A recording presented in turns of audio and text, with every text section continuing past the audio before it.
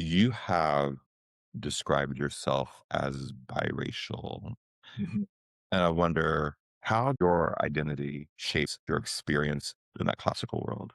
Well, I've always felt like a bit of a outlier from the beginning, even before I was playing classical music, because there were not a lot of biracial or maybe non-white people where I grew up. Obviously, classical music, there's not a lot of that.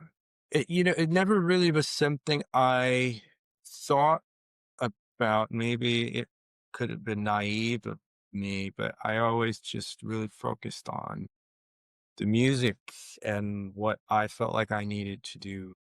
There are elements of me feeling like people do see you slightly differently, or maybe take you less seriously, or I would say even expect less. I did feel some of that energy in my direction, but ultimately it wasn't something that I felt like, yeah, I don't know, that I felt like was significant to me in my journey. But I know maybe that's not how it is for other people. For me, it was just all about focusing on what I needed to do what I wanted to do within the space. And whatever that ended up being, I felt like I would be okay with. In an orchestra, the double bass rarely claims the spotlight. It sits at the foundation of the sound, steady, powerful, often unseen, but essential to everything around it. My guest today has built his life around that instrument.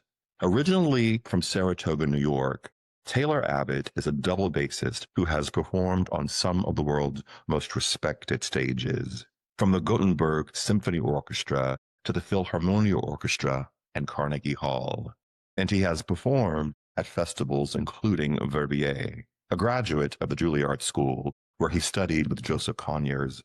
He was recently awarded third prize in the Audience Choice Award at the Sphinx competition, a recognition not just of technical excellence, but of artistic voice. But beyond the accolades, there's something more compelling about Taylor and his music. There's a sense that the music is not only being performed, but lived through Taylor from the inside out. This is At the Podium, and I'm Patrick Huey.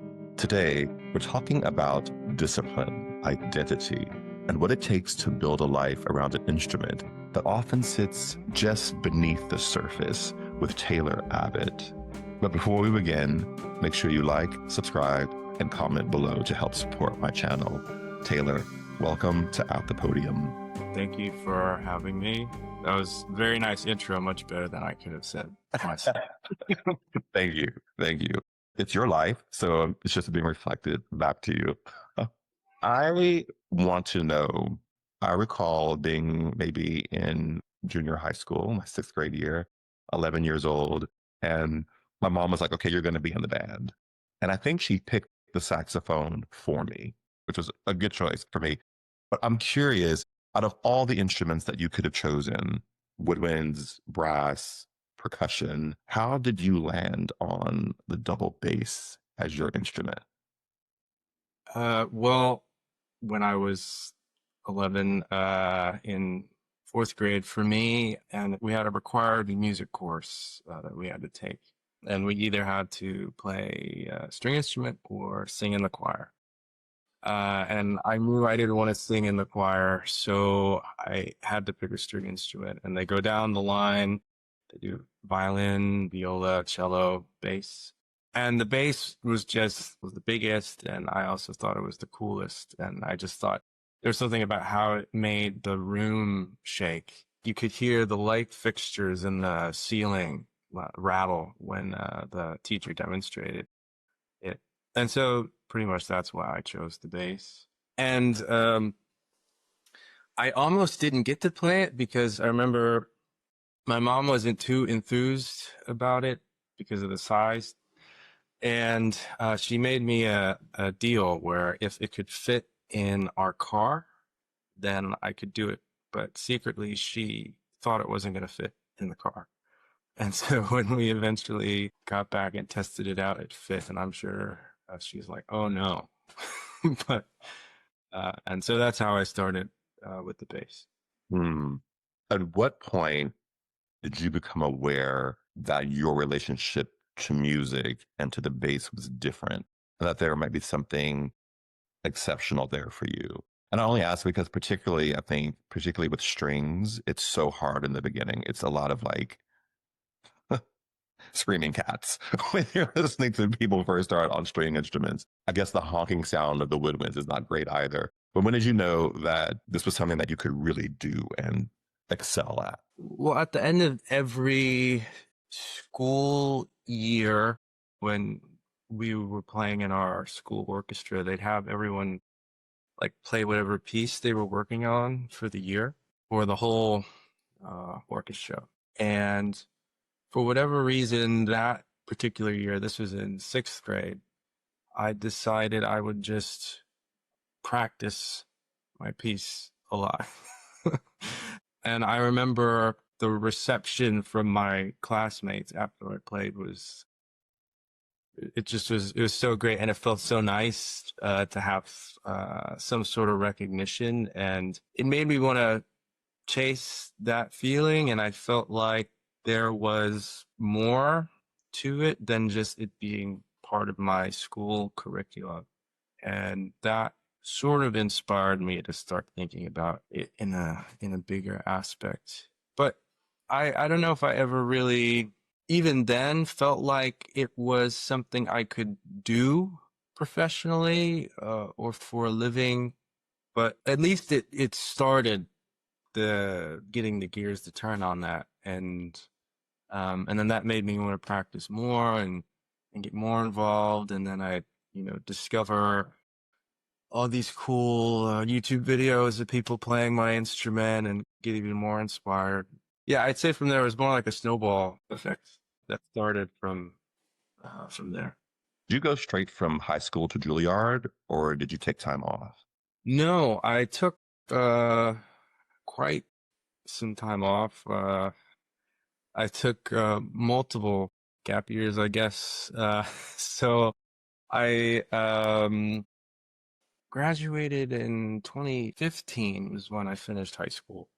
And then I believe I started at Juilliard in 2020. And my first year was fully on Zoom, I remember. Right. Yeah. So what were you doing between 2015 and 2020 to continue developing your skill set and your acumen as an artist? My first year after high school was sort of like a searching year, I guess, because I knew I always wanted to play the bass and I knew I always wanted to go to school for the bass, but I wasn't 100% convinced at the moment that I wanted to go for classical music, which is what I'm doing now. There's a big part of me that wanted to also see what I could do in jazz playing. So I was sort of stuck between the two and didn't really know which way I wanted to go. So the first year was kind of just searching for the answer to that question, which ultimately I feel like I found. And I was playing a lot at Skidmore College, kind of brought in as a ringer, I guess you could say, someone who's professional or quasi-professional to play with the college students who play instruments, but it's sort of more secondary at that school. So that's what I did for the first year. And then for the next two, I moved to Los Angeles, and I was fortunate to meet some people who were pretty well connected, and I got to do some gigs there, like playing as like an extra musician in TV shows and whatnot, or some studio gigs, and like a whole array of different things, and playing in orchestras also. So I got to see a lot of different sides of what professional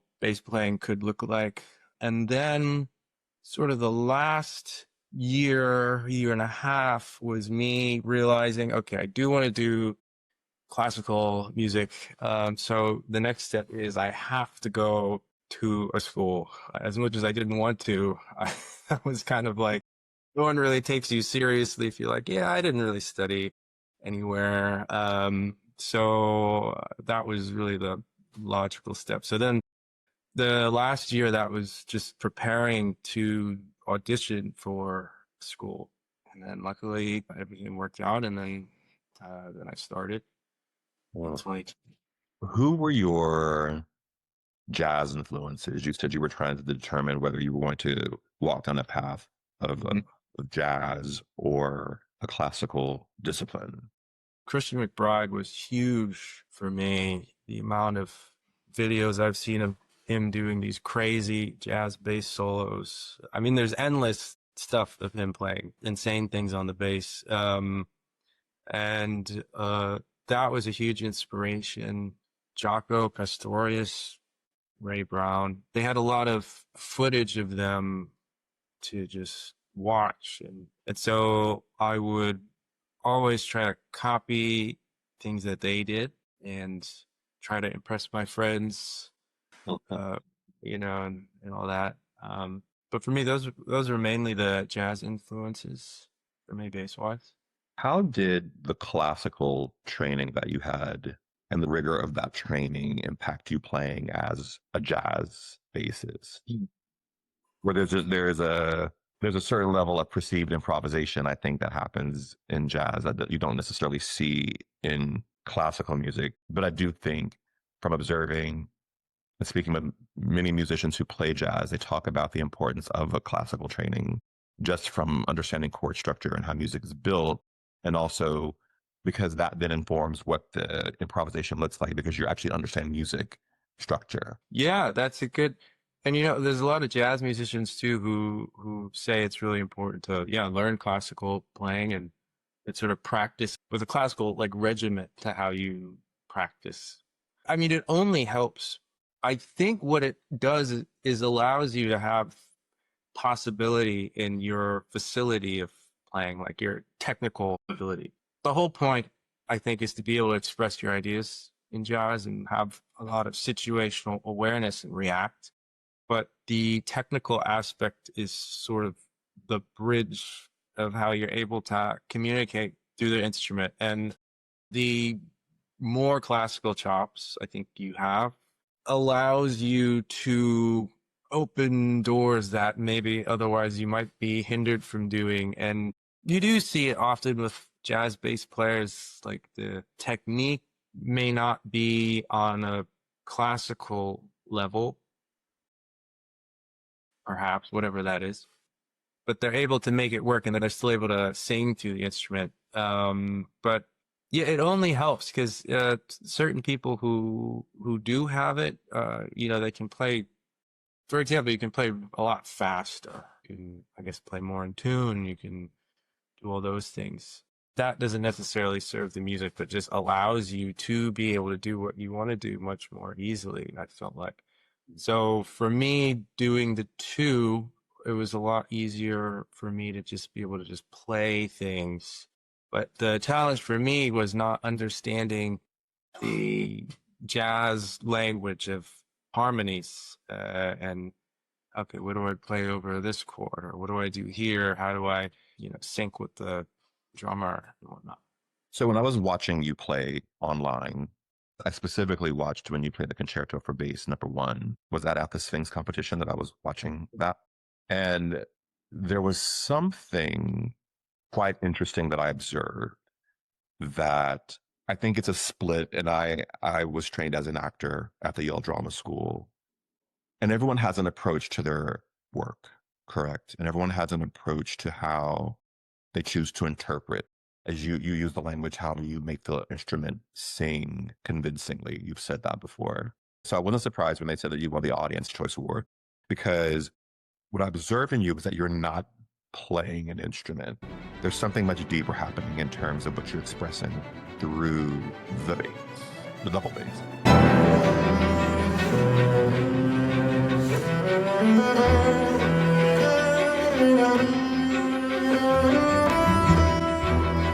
Which made me think, from the acting side, we talk about actors who have technique. So when you go to a school like Yale, people who went to Juilliard and NYU, there's a focus on building technique because the technique becomes a thing that allows you to have a career. Or if you're a singer, not to blow your voice out after you sing one Aida and then you have no technique, you're done. You'll never sing again. I feel that probably happens within the classical music world too, that there are players who are technicians who will probably have a strong technique. There may not be much emotional expression through them. And then you have players who are, and if I'm wrong, correct me, you have players who may have a more emotional approach to the work.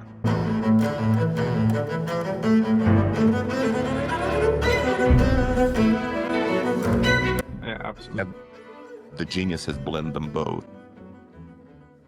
or at least give the appearance of blending them both. And I use the word give the appearance because we can never know what's inside somebody. We can only guess based upon certain signals and behaviors.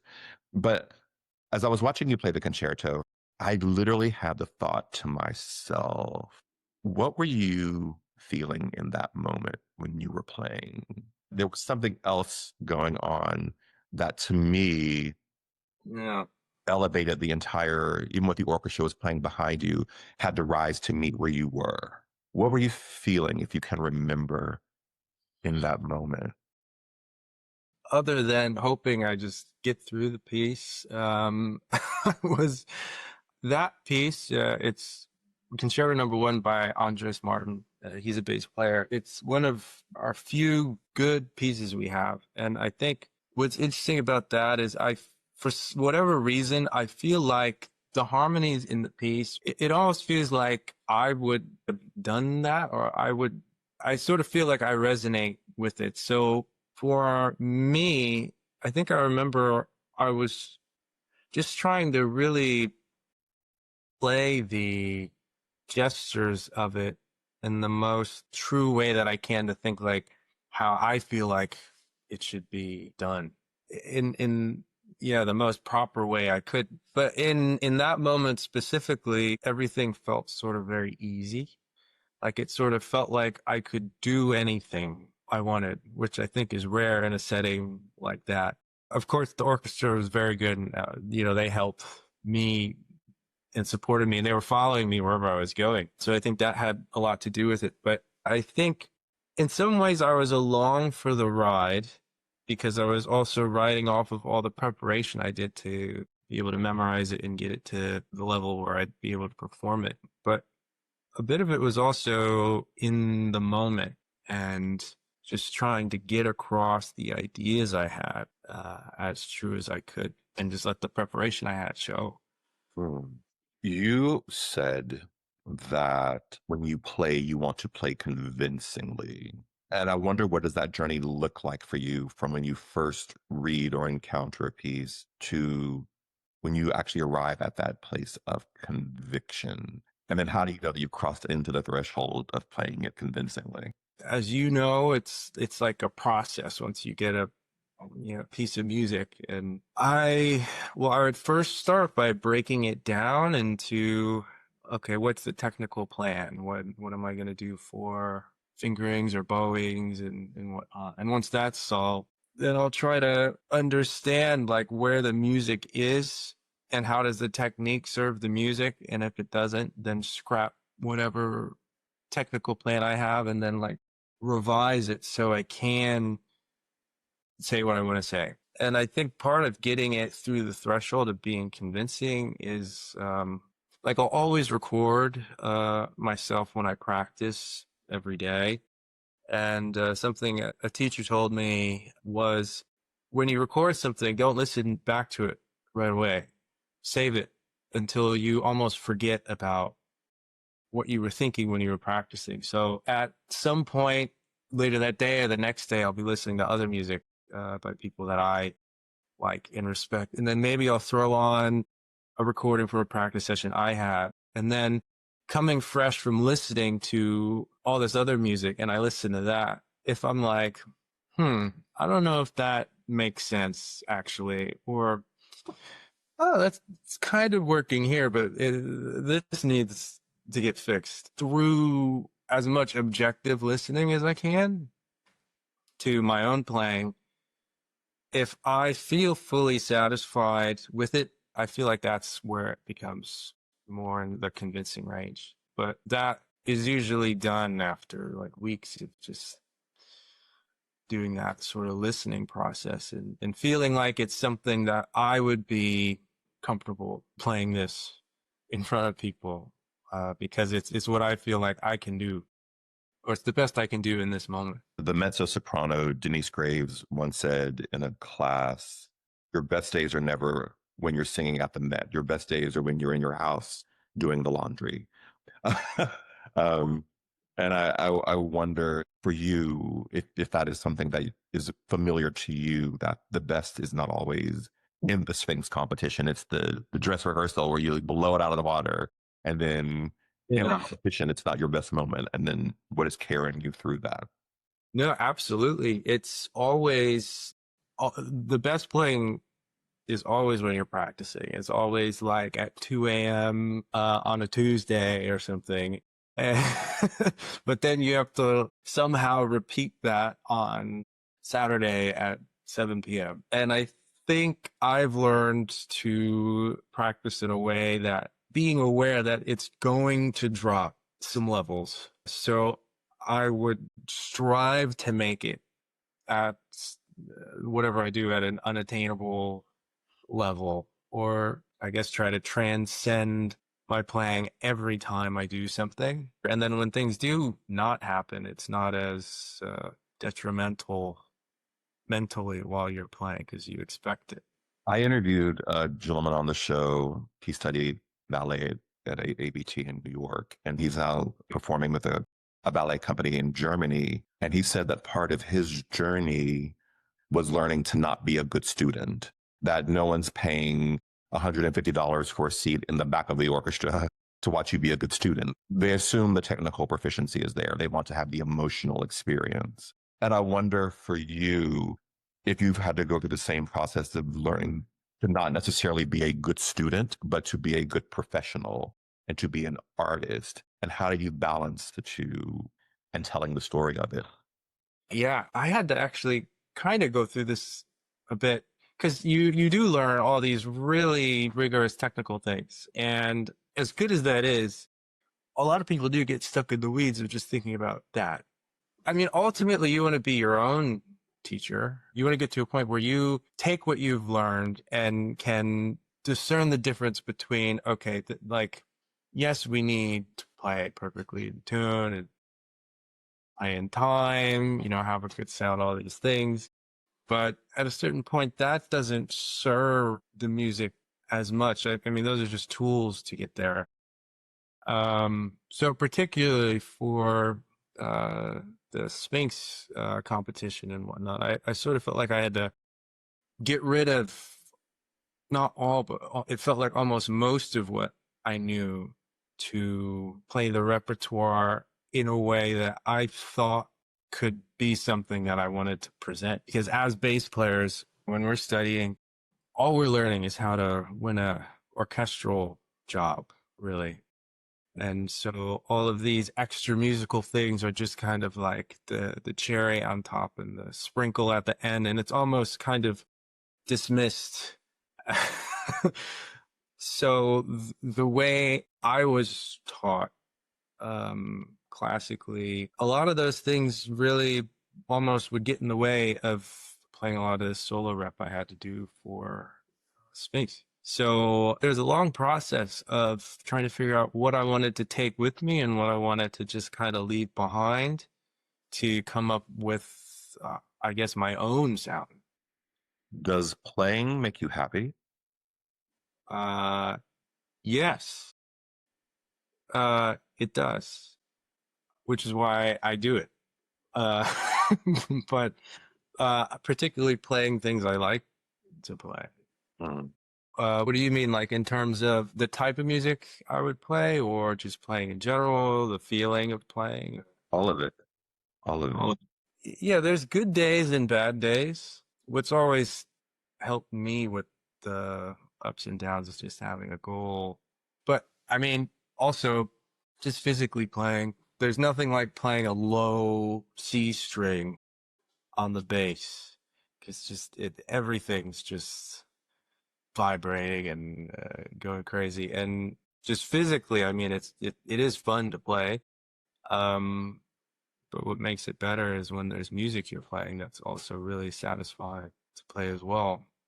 And then on top of that, when you're in the orchestra and you're in a section of 8 bass players and everyone's playing simultaneously, if you sit on the right low note in the right piece, the sound just sort of creates this kind of localized subwoofer that you can feel, because all the notes are feeding into each other, and all the frequencies are uh, elevated. So you get this like kind of this low hum if you sit on the right note and it's just in tune in the right way. So yeah, it is very satisfying.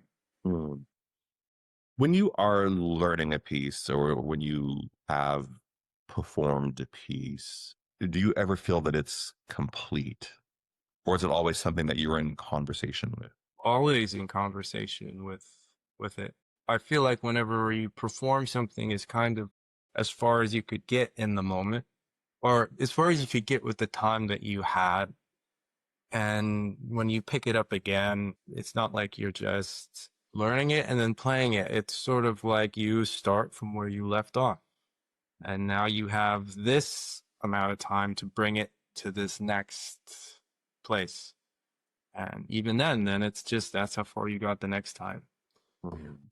Yeah, I'll always try to, if I'm performing something, I'll always try to play it once somewhere before and then get some time away from it and then come back to it later. Because coming back to something that you've already done, you have all these other ideas from all these other things you played that you can then bring into it. Even if it's like an orchestral excerpt for an audition that's like 30 seconds long, it's an endless process of different approaches, even. So, yeah, everything's always kind of slowly developing, I'd You say. feel comfortable in that process? I would say I'm getting better at it. Mhm. Yeah, I think just coming to terms with nothing is ever fully done. It Mhm. makes it easier. Once I realize that for me, then it becomes more fun because then it's like, okay, so maybe more of a challenge, Mhm. Mhm. you know, and challenges can be fun. Where does the music come from within you? I don't know. The music in me, I think, well, I like to listen to music. So That's good. I think that helps. Yeah. And I think as I've gotten older, I've sort of defined more of what I like to hear, particularly particular people and how they play and how they go about certain pieces of music. For me, it just comes from trying to put together all the things that I like in the things that I play. I mean, yeah, just like picking up pieces that I've left and developing them. I feel like it's the same way, like where the music comes from is always, yeah, I don't know if it would be a particular thing or not, but it sort of just is what it is in the moment.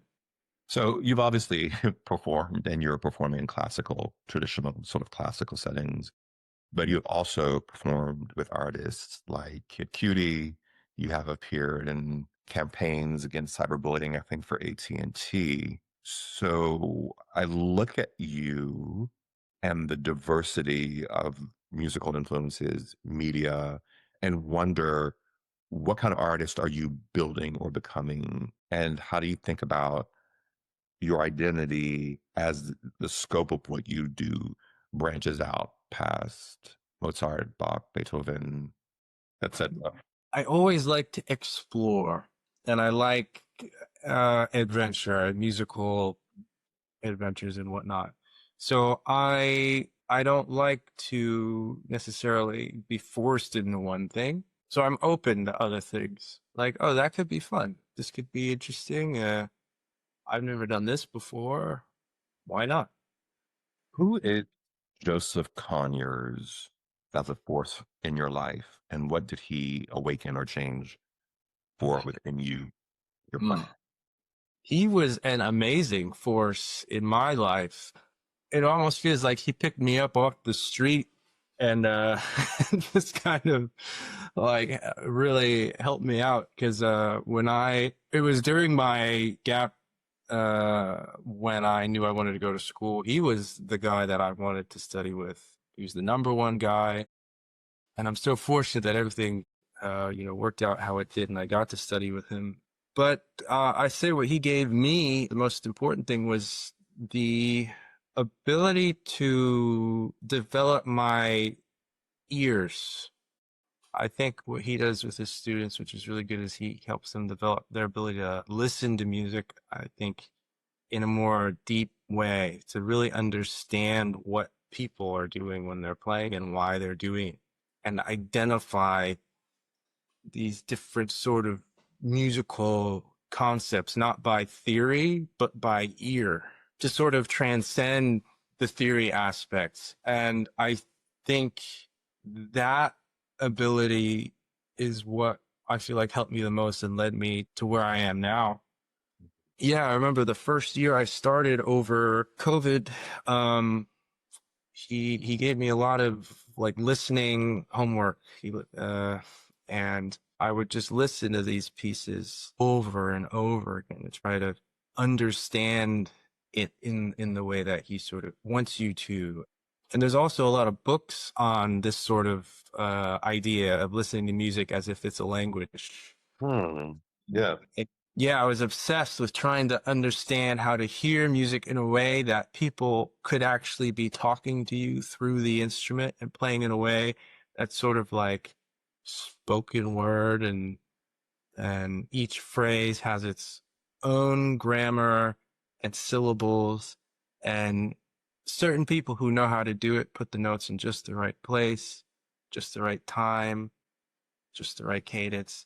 And I think that alone has helped me the most, because then, you know, through practice, then you can just sort of be like, okay, no, I want it to sound like this because I remember what that was, and that's what I want to do. So it's like jazz in a way. It's just, you know what you want to do, you have the technical ability, and so it's just, how long does it take you to get to that point where you could play it how you hear it? Yeah. Why Juilliard? There's so many fantastic music programs in the country. Why? Why Juilliard? I did not get very good grades in high school. So it was one of the few places that would probably take me as a as a musician.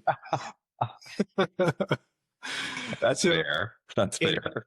I sort of had to go that direction, but I also wanted to go that direction because that's where Joseph Conyers was teaching, and they have five of the best bass teachers in the U.S. I feel like, and also it's pretty collaborative amongst all the five teachers. So you get a really great idea of these different perspectives, but they're different perspectives that are proven to work in the classical world. People are always curious when they find out that I went to Yale Drama School, or I think they call it David Geffen now, whatever they're calling it. But we always said, my classmates and I who were there together, that we were being forged in the fire as artists, as actors, but also as human beings, because these programs tend to require a lot of you as a human being to show up every day and put yourself. Most people don't seek discomfort in their daily lives, and one of the key aspects of, I would imagine, any training program is that it's asking you to move beyond comfort zones into true expression, which is always challenging for people. So I wonder, for you, what did you learn at Juilliard beyond just musicianship? Well, you really have to develop a good work ethic, get a lot of work and not enough time. I think it really forces you to look inside yourself to say, do I really want to do this? Um, and I think what I took was that being able to take different things from different people and amalgamate them is sort of the best way to grow, even as a person, because you can fight accepting that other people have things to offer. You can reject it and think that you might have the best way to do something. But I think realizing that you don't necessarily have the right way to do something, or your way of thinking about something is probably very flawed. And if you are open to other ideas, I mean, it can only do good things for you. And being able to discern good and bad things from influences you have, and try to filter out the bad and take the good, and use it for you. Yeah, other than that, I don't know. It's definitely very heavily musically focused, I would say. Yeah. Yeah. But it is. I think anytime you do any sort of elite training, the thing that you are doing is the focus, but it always reverberates beyond just the thing that you're doing, because we are integrated beings. So you don't, it's very hard to separate and sort of compartmentalize things like that, because it impacts your view of the world, I think, and what's possible potentially. Definitely. Yeah, I also feel like it was you sort of become more closed off to the world in a way Yes. too. So then there's no way to get out of thinking about it beyond your instrument. And also there was a little period of time where I finally left, and it felt like, oh, I like snapped out of it and I'm back in reality again, because it does have that feeling of you're in a bubble and your world is only as big as, who are your neighbors when you're practicing. Eventually, when you're no longer there and you do need to, come back into society, I guess it's you do have some of those things that you took with you, but I think there is another step of, learning that goes on afterwards. Agreed. You have described yourself as biracial, Mhm. and I'm curious how you locate yourself within the world of classical music, a space that has a very specific history and tradition. And I wonder how your identity shaped your experience in the classical world, or does it sit separately from you and your work in that classical world? Well, I've always felt like a bit of a outlier from the beginning, even before I was playing classical music. There were not a lot of biracial or maybe non-white people where I grew up. And so obviously classical music, there's not a lot of that. It never really was something I thought about. Maybe it could have been naive of me, but I always just really focused on the music and what I felt like I needed to do. There are elements of me feeling like people do see you slightly differently, or maybe take you less seriously, or I would say even expect less. I did feel some of that energy in my direction, but ultimately it wasn't something that I felt like was a hindrance to me. Um, but I know maybe that's not how it is for other people who may be biracial. For me, it was just all about focusing on what I needed to do what I wanted to do within the space. And whatever that ended up being, I felt like I would be okay with. I wonder, and this maybe I'm playing a little Sigmund Freud here, so forgive me if I am, or Carl Jung or whomever, but the bass is a foundational instrument in the orchestra. It helps keep the pace. Would you disagree or agree with that? Yeah, I would agree. Okay. Because if not, I won't ask the question. But do you think your choice of bass represents something or speaks to something about you or within you as a person? Not a fair question, I know, because you were 11, however. how do you say this? It's not the instrument that chooses the people, but the people that choose the instrument. Yeah.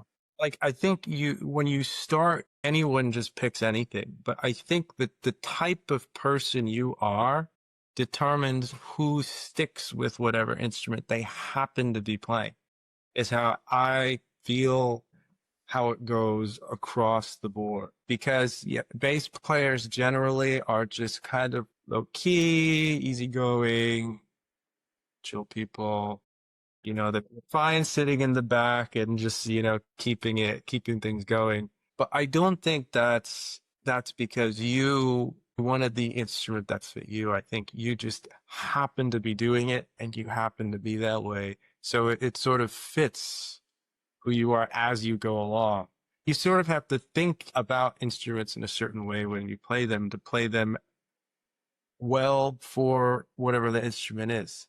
Violinists are, crazy. Uh, you you have these endless amount of viola jokes for them being maybe strange people. But I think it just happens to be like how you need to have that already to be able to find what works in the instrument you play. That's so deep what you just said. It has to be in you. Yeah. That opens up a whole can of worms as you think about it, that has to be there to be there to a certain degree. Like, you can't manufacture it. But I mean, there are workarounds, but yeah, I think if you got it, you got it. I, I don't know. Yeah, you can't teach someone to be Meryl Streep, Hmm. right? You can't teach that. That's just It's just, interesting. What kind of artist do you want to become? And what do you think that's going hmm. to require of you?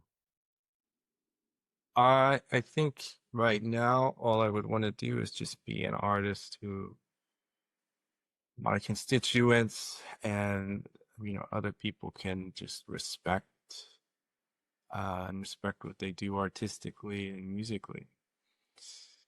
I mean, whatever place that holds, or whatever, I do or end up doing. And I think just someone who other artists can respect. I think that's the best sort of recognition you can have in that regard. On this season of the show, I am exploring this idea of returning home. And I wonder, what is that returning home moment for you if you've had it yet? And what does it mean to you? What do you mean by returning home? I moved back to where I grew up in Texas after living in New York and LA and around the world to a certain degree. And I moved back home. And at first, it was a journey back home to a physical place. And then as I got here and started reestablishing my life here, it became about something else. It became about to return to a place that knew you when, or knew you through a specific lens many years later, has a specific kind of resonance for me, at least. And I find in speaking to people that oftentimes returning to home, even if you haven't physically shifted location, is often opening up something within them or returning to something within them that they may have put down, forgot about for whatever reason, but it still has a place within them. I'll use an example in our clown class that we did at Yale. I don't know if they do it anymore. Our teacher would always say, you need to go back to those toys that you dropped when you were 5 or 6 years old and pick them back up again, because those are going to serve you as an artist, that you find those things that matter to you, bring you joy, that you enjoyed. And in a way, he wasn't saying it this way, but in a way, that is how I would describe a return home. Hmm. I don't know. I guess a return home for me as an artist feels like, I guess sometimes you have these feelings of when you eventually play these pieces that you did when you were a kid or that you started, and playing, yeah, coming back to revisiting them. it's sort of like you get a lot of nostalgia and you have all these memories from when you first started, and it's sort of, yeah, I guess, I don't know, it's nice to see maybe how far you've come, and oh, how could I have done this when I was that age? Like that didn't make any sense. uh I guess for me, yeah, I would just be revisiting things that I used to do in the past, or what got me started. Mm. um Yeah, and I think that gives a new life to maybe things that you used to play, because I feel like sometimes you might have more to say with them because it's what inspired you to begin, and by revisiting it, you have this other this other side to it, this other thing you can say. But yeah, as far as returning home, I feel like that's what it would mean to me. Um, yeah, I think that's what it would mean. Taylor, thank you so much for your time today and for exploring your process, your art, your history. I really appreciate that. Yeah, of course. Thank you for having me. It was really nice to talk to you and get to, I guess, discuss some of that in my artistic journey. It was great. Thank you. And to those of you who are watching or listening, remember, we all have a voice. We all will leave a legacy. And the journey home is how we learn to embody both.